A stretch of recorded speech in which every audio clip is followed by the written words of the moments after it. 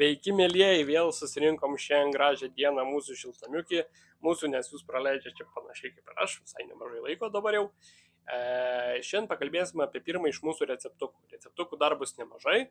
Receptukas, kaip pasidaryti pačiam augalų apsaugos priemonę nuo vargžlinės erkės. Biologinę, niekam nekenkiančią, gerą, patikimą, seną kaip pats gyvenimas.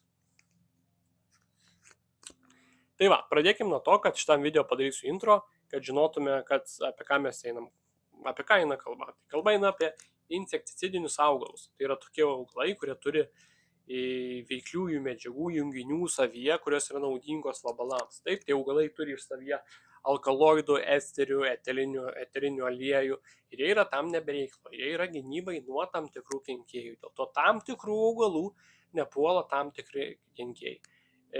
Mokslininkai tokie kaip M. Popovas vyras ir žmona įvairiose bandymų stotyse tyrė įvairių augalų veikliąsias medžiagas nuo kenkėjų. Tie tyrimai buvo daryti 80-aisiais, kada dar buvo aktualu. Dabar jau cheminės pramonė labai pas mus įsibėgėjus ir labai liūdna man pasakyti, bet dauguma mėgėjų perbėgo visiškai cheminę pramonę. Ir jeigu jie pamato pirmą kenkėją, pas juos pirma mintis yra iš karto purkšti. Tada chemija nužudo tiek geruosius vabzdžius, tiek bloguosius vabzdžius, blogiai atsigauna daug greičiau, kaip žinot, ir tada jau žiūrėkit, visas šiltnamius yra apniuktas. Tai iš dalies, žinoma, ta cheminė pramonė mums davė labai daug, iš dalies iš mūsų atėmė irgi labai daug, atėmė labai daug žinių iš mūsų, ką mes praradom, iš mūsų močiučių, iš mūsų senelių.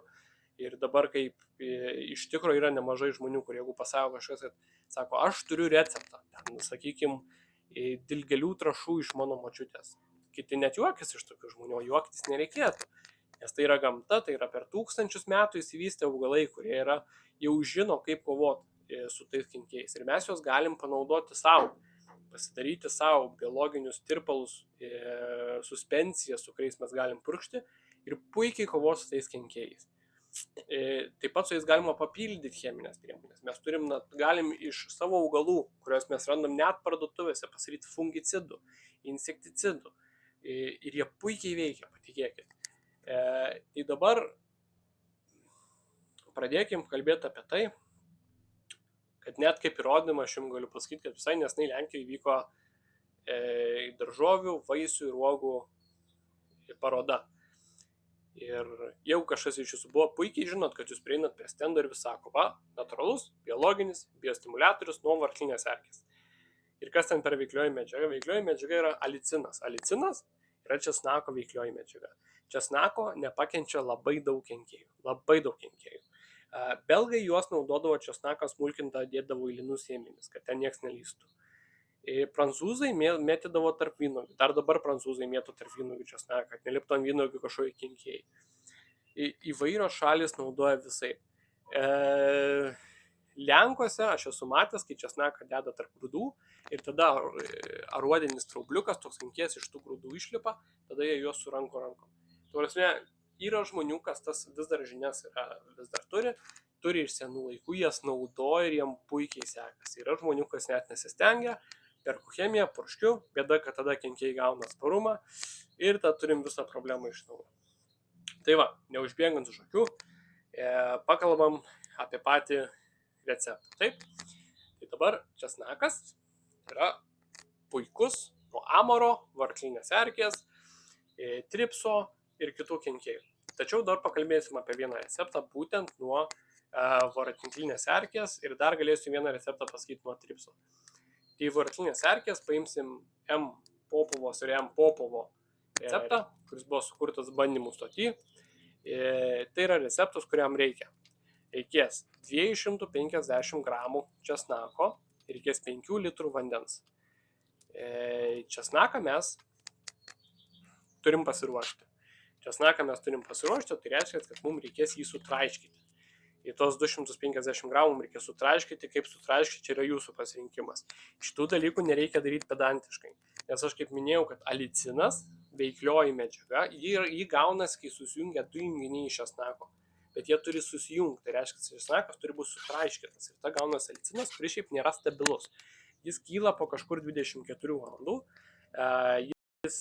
netirpus vandenį, tai reiškia, kad mums reikės išmaišyti prieš naudojant, bet apie visą šitą pakalbėsim vėliau. Tai mes pasiėmėm 250 gramų ir mes jį pirmiausia nulupam, pasisveriam, pažiūrėsim, kiek turim, viską čia jums parodysim ir tam mums jį reikės traiškyti. Dabar jūs žinote mane, aš nenoriu eiti lengviausių kelių, aš manau lengviausias būdas tai būtų padaryti su kokią mėsmalę, su kombainu, bet aš pagalvojau, ką daryti žmogeliui, jeigu jis turi tik tais tą rankinę, tokią, žinot, rankinį spaudiklį. Ir aš taip ir padariau. Ir jūs pamatysit, ir tai nėra smagu. Ir kaimynai už 2 namų atėjo iš kiemo, sako, ką jūs čia darot su to česnaku? Nes kiemė spaudė ir tas kvapas tikrai yra stiprus, ne tik mums, patikėkit, bus stiprus ir kenkėjams. Tai tai pasisveriam 250 gramų česnako, mes jį ramiai atsiskiriam. Dabar tų visokių lukštelių nereikia per daug ten žiūrėti, jos galima palikti. Aš asmeniškai pasisveriu 250 gramų česnako ir dar dasidedu vieną galvelį, vien dėl to, kad aš žinau, kad tai nebus grinai česnakas, tai bus su lukšteliais, visokiais kitais dalykais. Jeigu mes valome gražiai kiekvieną česnaką, tada pasisveriam 250 ir viskas, nesukam galvos, taip? Tai aš kadangi jo nevaliau gražiai, tai ėmiau biškį daugiau. Vieną galvą pridėjau papildomai. Tačiau žinokit, kad kuo jūs geriau išvalysit, tuo jums mažiau kišis kažkas, su kuo jūs tą trinsit. Nes žinot, tie lukštai labai kišasi. Pavyzdžiui, aš nevaliau, aš viską dariau su rankinė spaudiklė, tai jūs neįsivaizduojat, kaip man kišosi viskas. Kišosi, reikia ir valyti. Ir dažniausiai šitą receptą žinau, kad dar aš gražiai įsivalau, sudedu į mėsmalę, aš prasisuku, viskas ramu. Aišku, ten irgi reikia nuo karto sukti mėsmalės, ten tą pravalyti su rankinė mėsmalė, žinot, bet šitas jau buvo kitas lygis. Pirmą kartą su rankinė šitą dariau ir, žinokit, darbo tikrai yra. Tai mes pasisveriam, atsimatuojam, atsidedam ir tada bus laikas spausti. Tai juos svarbiausia yra sutraiškyti. Visas tas galvutės reikia sutraiškyti, bet nereikia pedantiškai sutraiškyti, taip? Nes mums reikia, kad įsiskirtų sultis, įsiskirtų veiklioji medžiaga. Jūs galite daryti su plaktuvu, su grūstuvė, su kuo tik tai norite. Absoliučiai nesvarbu. Jums svarbu sutraiškyti juos ir tada jums ko reikės? Jums reikės kibiro, kažkokio bliūdo su 5 litrais vandens, jums reikės merliuko arba kažkokio audinio. Ir tada, kada mes sugrūsim česnaką, jau mes turėsim visą tokį, žinot, padaliam, tada mes įdėsim į merliuką, merksim į kibirą, gręšim ir mes kelis kartus mirkysim, gręšim ir spausim tas visas česnako sultis į vandenį. Ir tada mes turėsim kibirą. Turėsim kibirą tirpalo ir žinokit, kad kaip naudojasi tas tirpalas dabar. Tai jis naudojasi labai paprastai. Aš, tarp kitko, komentaro apačioje viską aprašysiu. Bet jis naudojasi taip. 300 ml to tirpalo, kurį mes gausim, 5 litrai, 300 ml to tirpalo dedasi į laistytuvą, užsipila iki galo vandeniu, tai reiškia, jeigu laistytuvas jūsų yra kokie 10 litrų, tai 300 litrų ir 9 litrai 700 ml, tai tiesiog 10 litrų. Ir tada reikia tą suspensiją laistyti virš augalo galvos, nes varklinės erkės lipa visai viršų, tai virš augalo reikia laistyti ir būtinai apsiniaukusiam dienom. Apsiniaukusiam dienom arba vakarais arba labai anksti ryte, nes jeigu mes paliesime augalo lapą vidury dienos, tai kas atsitiks, tie lašiukai suveiks kaip padedamieji stiklai ir augalas nudegs. Paprasčiausiai taip. Ir viską padaręs, ką aš padariau, tai turiu pabrėžti, kad čia yra tiek prevencinė priemonė, jeigu žinot, kad turi šitą problemą, tiek yra gydomoji priemonė.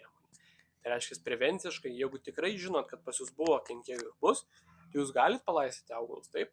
Šitų tirpalų galima lieti kas savaitę, nereikia dažniau. Šaltiniai moksliniai teigia, kad užtenka palieti 3 kartus, kad problema įsispręstų, tačiau, jūs pažiūrėkit pagal save ir pažiūrėkit, kaip augalai tai reaguoja. Taip.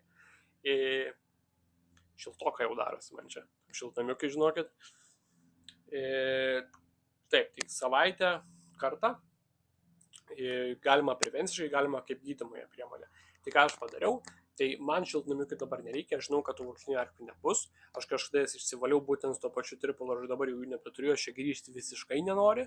Ką aš padariau, tai aš įsipyliau savo atskirai į laistuviuką ir aš nuėjau pasipurškiau ant negrastų, ant serbentų, kur aš žinau, kad aš turiu problemą su amaru, nes amarai irgi žiauriai nepakenčia to paties česnako. Tai va, pasipurškiau ir gerai. Dėl ko negalima šiaip savo purškalioti, pavyzdžiui, šiltnamį, kur nėra problemos, nes česnakas taip pat atbaido auslindas, atbaido vorus, atbaido geruosius vabalėlius. Tai jų mum atbaidyti nereikia, nes kada jie išeis, mum ateis problemos. Tai be reikalo purškaliuotis nereikia. Tik tada, kai mes žinom, kad bus problema arba yra problema.